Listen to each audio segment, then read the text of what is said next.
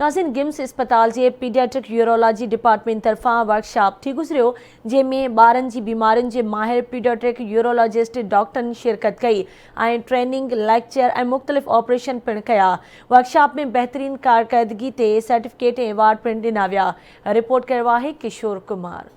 गिम्स अस्पताल के paediatric urology department तरफा 3 रोज़ा वर्कशॉप थी गुजरियो, जैमें नाले वारन मशहूर ॿारनि जी बीमारी के माहिर पीडियाट्रिक यूरोलॉजिस्ट डॉक्टरनि शिरकत कई ऐं ट्रेनिंग लेक्चर ऐं मुख़्तलिफ़ ऑपरेशन पिण कया। वर्कशॉप में बहितरीन कारकर्दगी ते सर्टिफिकेट ऐं अवार्ड पिण ॾिना विया। इन मौके ते गिम्स सरबराह doctor Rahim Bakhsh Bhatti, paediatric urology department head doctor Ilahi Bakhsh Biroi, urologist doctor Ejaz Hussain, urologist doctor Hina Yousuf, doctor Mohammad Khan Babar, Riaz Hussain Wasan ऐं ॿियनि सहाफ़ियुनि सां ॻाल्हाईंदे चयो त जो मेरी तमन्ना थी वैसे ही लोग मिले मुझे जो काम करें।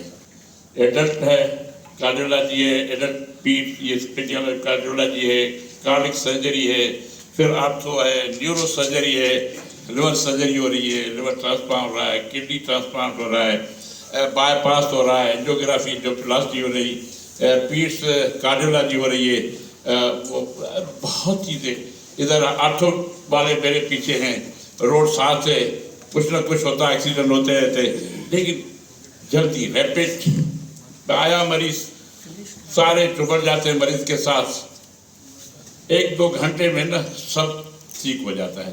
इमरजेंसी पीठ सर्जरी की आई वो भी कर लेते जल्दी जल्दी। तो ये हमारा इश्क है, ये अदारा सब कुछ ये मिल रही है। वर्कशॉप इन्हीं करे करायो त परे जा प्रोफेसर स्पेशल एजाज हुसैन शिफा इंटरनेशनल इस्लामाबाद में आया, डॉक्टर हिना यूसुफ लियाकत नेशनल में आया ऐं डॉक्टर नाइमा रसूल, डॉक्टर नाइमा ज़मीर NICH कराची में आया। उहे सभु सीनियर्स मिली करे नंढनि ॿारनि जूं सर्जरियूं कयूं, अहिड़ियूं सर्जरियूं कयूं जेके इंटीरियर में किथे भी कोन थियूं थियनि। ये जो वर्कशॉप 3 दिन का यहाँ पे है, इसमें हम बच्चों के पैदाइशी नक़ाइस जो शदीद किस्म के हैं इनका ये वर्कशॉप है। इसमें जो बच्चे मुब्तला हैं उनकी ज़िंदगी एक अजीरन ज़िंदगी गुजार रहे होते हैं। अगर मेरे इस हकीर काविश से किसी की स्किल में कोई इजाफ़ा हो जाता है या किसी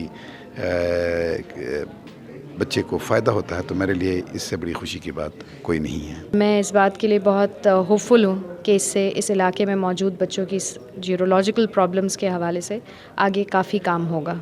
तो ये इसका पहला स्टेप है और ये कारवान आगे चलता रहेगा। ॿार जेके आहिनि जेके पैदाइशी उन्हनि खे प्रॉब्लम्स थियनि था, यूरोलॉजी जा मसाने जा थियनि था, गुर्दे जा थियनि था, उहे वीचारा ईअं ज़िंदगी गुज़ारे हलिया था वञनि। पर हाणे इहे सर्जरियूं एडवांस सर्जरी जेका आहे उहा ॿाहिरि दुनिया में थिए थी, उन खां पोइ कराची में शिफ्ट थी आहे, कराची खां पोइ हाणे हिते रेगुलर बुनियाद ते थिए थी, त इहो फ़ाइदो ई थींदो न माण्हुनि खे। गिम्स में पीडियाट्रिक यूरोलॉजी डिपार्टमेंट पारां जेको आहे 3 रोज़ा वर्कशॉप मुनक़िद कयो वियो। हिन वर्कशॉप में तव्हां ॾिठो त ॿाहिरां आयल डॉक्टरनि पारां जेको आहे ऑपरेशन बि कया विया ऐं डॉक्टरनि खे सिख्या पिण ॾिनी वई। कैमरामैन आकाश कुमार सां गॾु किशोर कुमार, आवाज़ TV न्यूज़, गंबट।